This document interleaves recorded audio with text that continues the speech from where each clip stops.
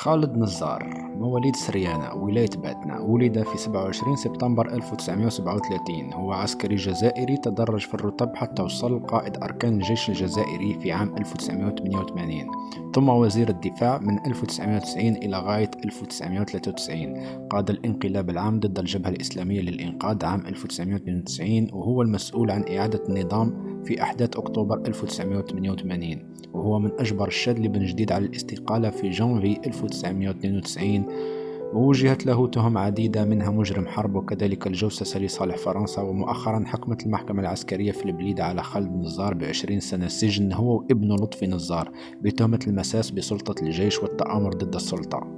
ناس بزاف يشوفوا باللي خالد نزار مجرم حرب، وهذا لأنه سمح بتعذيب المدنيين إبان العشرية السوداء، وكذلك كان هو السبب في موت أكثر من 600 جزائري في أحداث أكتوبر 1988، ويعتبروه كان السبب في موت أكثر من 4 مليون جزائري. وكي سألوه عن السبب اللي خلاه يعطي أوامر للجيش بإطلاق الرصاص الحي على المتظاهرين بدل الرصاص المطاطي، قال أنه الجيش في هذاك الوقت ما كانش يتوفر على الرصاص المطاطي، والحل الوحيد لتفريق الجماهير والقضاء على التمرد هي إطلاق الذخيرة الحية. وفي المقابل كاين فئة أخرى تشوف خالد نزار المنقذ أو البطل القومي اللي أنقذ الجزائر من قبضة الفيس، واللي كانت حسب رأيهم راح تدخل الجزائر في حيط. وهما يشوفوا باللي خالد نزار هو اللي انتشل الجزائر في آخر لحظة من سراديب التطرف والإسلاموية والعنف والدموية المظلمة، وكانوا يشوفوا باللي لولا خالد نزار كانت الجبهة الإسلامية راح ترجع الجزائر إلى عصور ما قبل التاريخ بسبب هذا الفيديو. خلاص ما كاش اللور، خلاص مارشاريين نحيناه، غير يديروا رواحهم باللي راه باغي نحول بالعوم نتاعو. واش راه يحوس؟ ها؟ بالك راه يقول باللي جماعة بويا اللي حطوا السلاح خلاص. نقول لكم إلا نحيت الجلابة هذه ولبست الثرية والله خلات.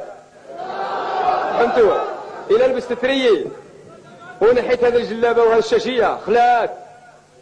فهمتوا؟ يا والله غير ذبحتوا قدام زوجة نتاعو في الفراش. هاني قلت لكم. أنا فاشي أنا مستحضرك يا والله ما يوخرش والله غير بالعلماء نتاعو الطياب. العشرية السوداء ما زالت لغز كبير حتى على أعتى القيادات في الجزائر، مش برك بالنسبة لعامة الجزائريين، وواحد ما على باله واش صرا في هذيك الحقبة من تاريخ الجزائر المعاصر.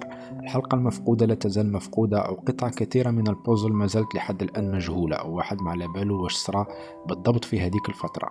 سلام.